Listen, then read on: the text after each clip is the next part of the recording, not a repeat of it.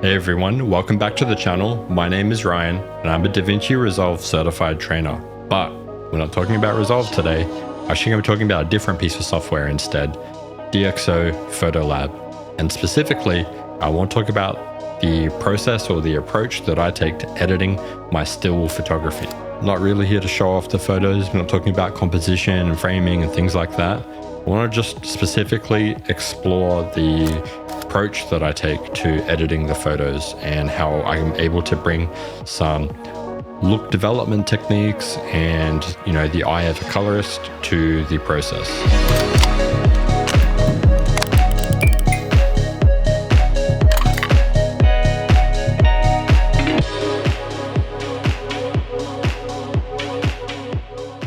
So what is this approach and what makes it quite different? Well, not using a whole lot of AI in there. I'm not really worried about masks. I'm not worried about getting rid of every little imperfection. That's not the focus of how I edit my photos. As a colorist, I'm more interested in getting a great image overall. I love a little bit of storytelling in there. I'm going to bring some of those look development principles. Let's jump into the software and let's check it out. Okay, so now we're here inside of DxO Photolab, and these are the photos that we're going to be taking a look at. And the way that I go about editing these photos is for each CD, I designed a look. And to come up with that look, once I've gone through and taken all the photos, or if there's anything that I noticed while we are there, I'm honing in on that particular element, and that's becoming the basis of the look.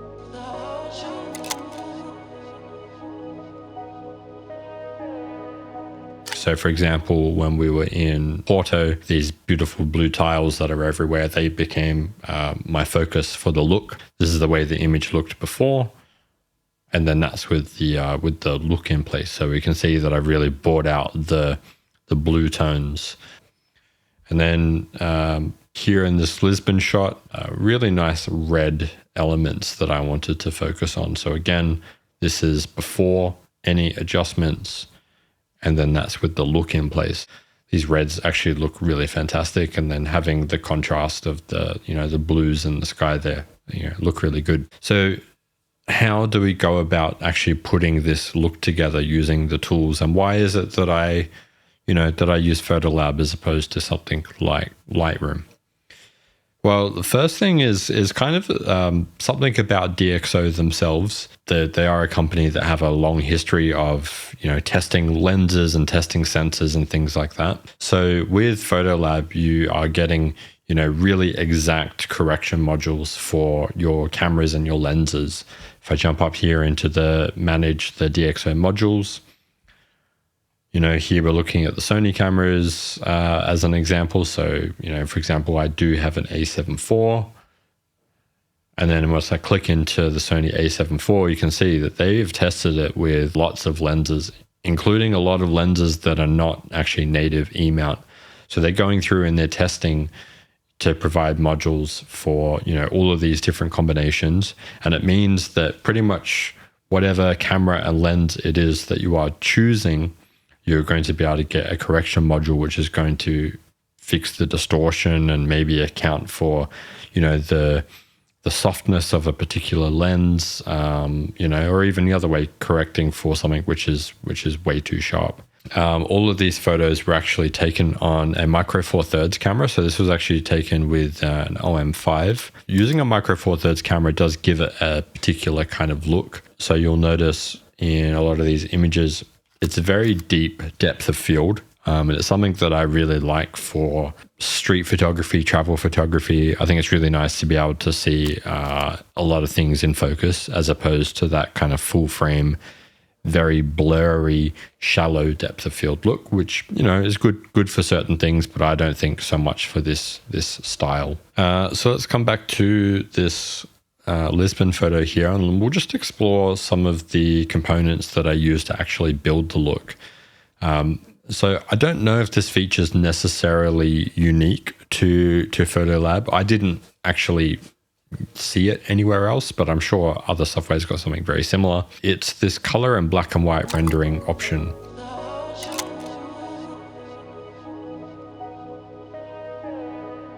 As I turn this on and off, we can see it is having quite an effect on the image here.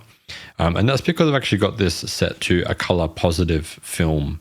So alongside Photolab, I also have another piece of DxO software installed, which is Film Pack, which, just like they do all of the sensor profiling, they also do a lot of film scanning and film profiling.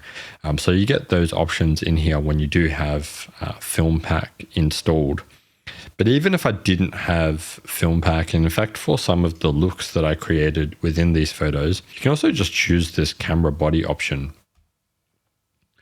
And we can now go ahead and just, like I said, these were shot on an OM system camera, but maybe I want the rendering from a Fujifilm instead. So we have that option here. And I think straight away, this is already a very creative choice.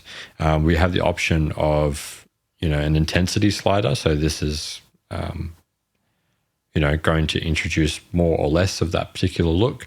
And I think especially the film options that are here, these give quite a nice strong look. If you are choosing one of these, you might want to dial back the intensity, but we're just going to leave this at 100% for now. Another component that I do use when building these looks is the LUT grading option. Now, I haven't gone through and created custom LUTs to use here, and I don't actually find a lot of the built-in LUTs to be one and done solutions as maybe they would be inside of Resolve.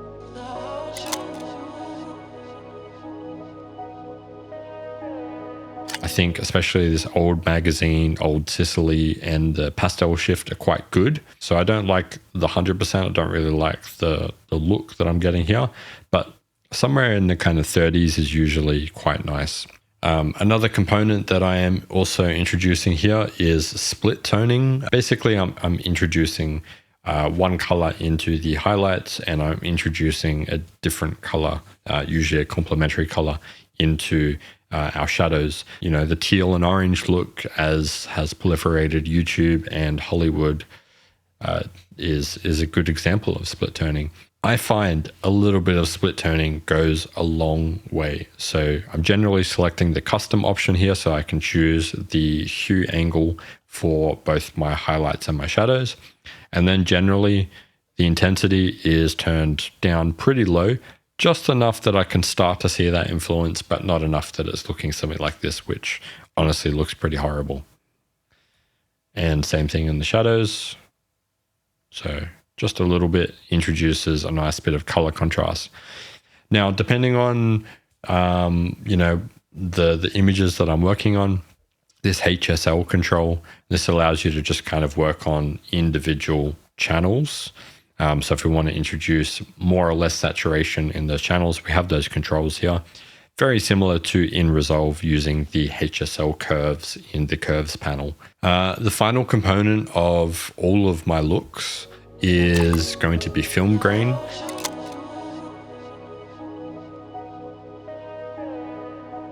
So just like we have lots of different film stocks that have been profiled, we also have lots of different grain options. I find that the color negative film, also the black and white film, tends to be really nice grain, although quite strong. And then we just have an intensity slider here so we can choose how much. Grain, definitely easy to go over the top. Can be hard to see when you're zoomed out, but if you go in for a kind of 1-to-1, especially I find when you're looking at the sky is the easiest place to see it. Even turned up, I think that looks quite good. So sometimes I will also introduce a little bit of the vignette that's here. DxO go through great lengths with their correction profiles to remove any vignetting. However, I do like a little bit of a vignette in there. So sometimes that'll be part of the look. Sometimes it won't be. Sometimes it's just on individual images. Kind of depends. Now, that's kind of the creative part of the look. There is another few elements that I tend to introduce before I do the next step.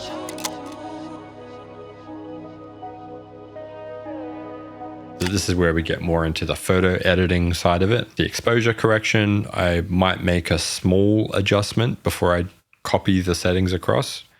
This is something that probably I'll go into a little bit deeper on a shot-by-shot basis. and then a little bit of this smart lighting and a little bit of this clear view plus add just a huge amount of depth and detail to the images. So everything in moderation though. Of course, if you turn this up, the image looks horrible. Without it, looks kind of flat. So usually I would start somewhere between 20 and 30% before I'm going ahead and copying that across to the other images. Tone curve, sometimes I'm introducing this, sometimes I'm not introducing it. It kind of depends on the image. I like to work within the Luma channel, which is very similar to in Resolve going and hitting the Y channel only, as opposed to hitting all of the channels at once. And it just allows us to not mess with the color too much as we are introducing more contrast. Something I do love in a lot of images is just lifting the black point ever so slightly. Big fan of how that looks overall. So that's something that we can introduce here. Once we've got our look in place, you've probably already guessed, you've probably done this yourself. So I'm not too sure about Lightroom, but Photolab doesn't have an option to do any sort of group layer like what I would do inside of Resolve.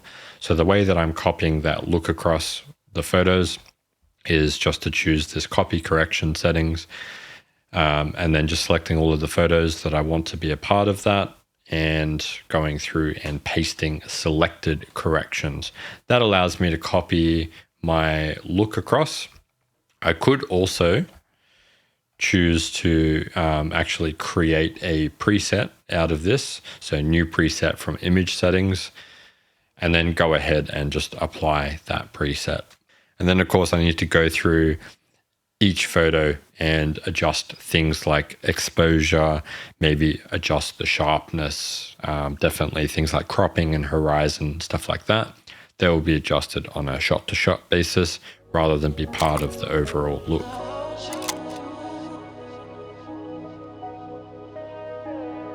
What about if you wanted to edit your photos inside of Resolve? Is it possible? Well, Resolve does handle still images, and it actually handles a number of raw formats.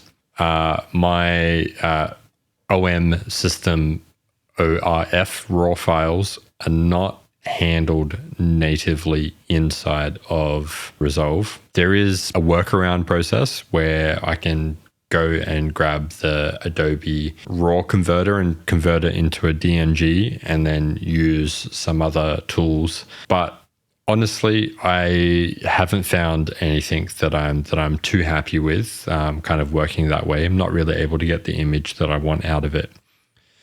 So I started exploring another route and just seeing if there's any other way that I can convert OM RAW files into a format that Resolve is a little bit happier with.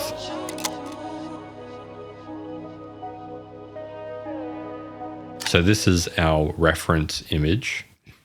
So first of all, I tried a few different methods of coming out of Photolab. Unfortunately, exporting a DNG straight out of Photolab gives us the media offline error. ORF raw file exporting a TIFF with the optical corrections applied. So this is out of DxO.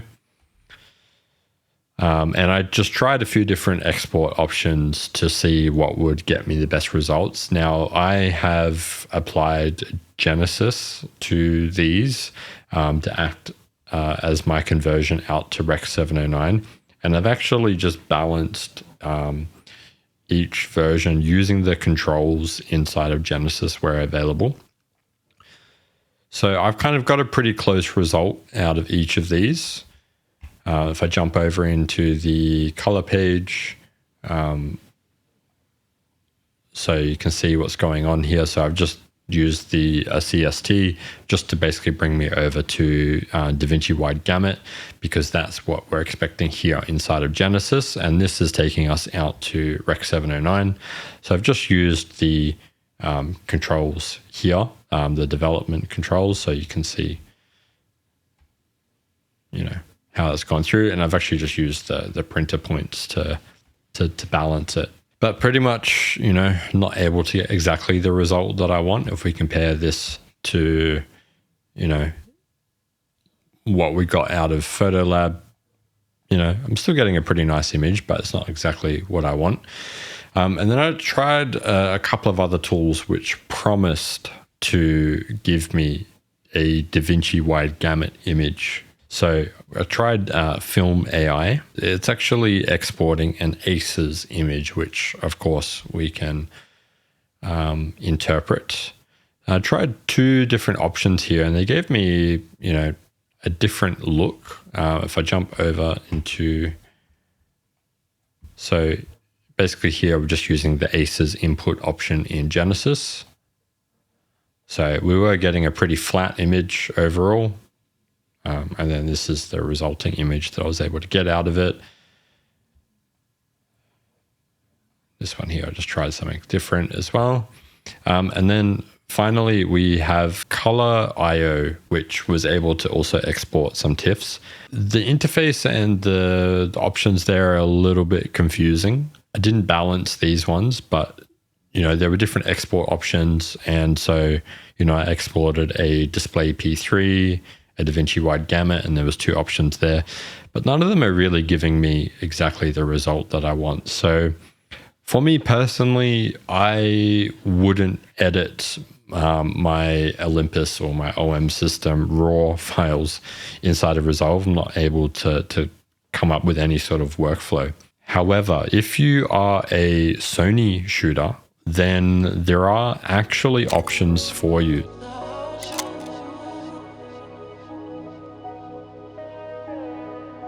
Resolve updated recently to actually add native Sony RAW support. So we'll just jump over here. So I've got two RAW files that are here, and one of them is a Sony RAW, so that's the .arw that we have here. And the other one is a DNG file, which was the previous way of getting Resolve to work with a Sony RAW file. Now you'll notice that they are slightly different in the conversion. I'm not exactly too sure why that is, but I'm just going to show you the Sony RAW controls. So if we have this clip selected and jump over to the color page and then head over to the RAW, the camera RAW tab that's here, we can choose, if we go to clip, we can choose these options here. So we're actually able to decode this RAW file into a kind of S-Log3 image, which is really nice. So it means that you can use your S-Log3 LUTs and other tools and kind of work as you would with Sony footage, which is really nice. We do also have some other controls that are here. However, if I was working with a lot of raw images inside of Resolve, I would probably choose to do these elsewhere as opposed to on the camera raw tab. For example, adjusting the exposure here is the same as adjusting the exposure on the HDR palette, and I'd prefer to do it there. When we have a look at the DNG that's here, interestingly, we can't choose S-Log3 as an option here, but I'm going to show you why that is. So we just need to decode this as Blackmagic Design and Blackmagic Design Film as the options that we have here. And then looking at this particular clip, we can make use of a DCTL to actually bring us into S-Log3. So DCTLs are only available in the studio version. That's definitely worth noting. So if I just go ahead and grab a DCTL, and I'll put a link to this down below, but this has been created by Thatcher Freeman, and he's basically created a whole lot of input transforms. So this image was captured on a Sony A9 III, so I just need to select that particular option that's here. And then I can actually have that decoded into DaVinci Wide Gamut, which is great because that's how I prefer to work, and that's what my tools are expecting. But let's just go ahead and jump ahead to this graded copy that I have. And if we have a look there, I've been able to actually get a really nice image out of this. So I've been able to get the same sort of grade happening there. It's very simple what I've done. So I've just got a kind of balance node that's here. I had to change the exposure when looking at the Sony RAW versus the DNG. So the DNG doesn't have that exposure compensation that's on it. And of course, I needed to transform my S-Log3 into DaVinci Wide Gamut. Now for the look that we've got here, I've used Contour, and I've also used Genesis to give us the look that we've got. But basically all of your normal grading tools, they will apply in this fashion. What I don't love inside of Resolve is actually the things like geometry correction, cropping, things like that. So for me personally, I would stick to something like Photolab, Lightroom. You can go ahead that way.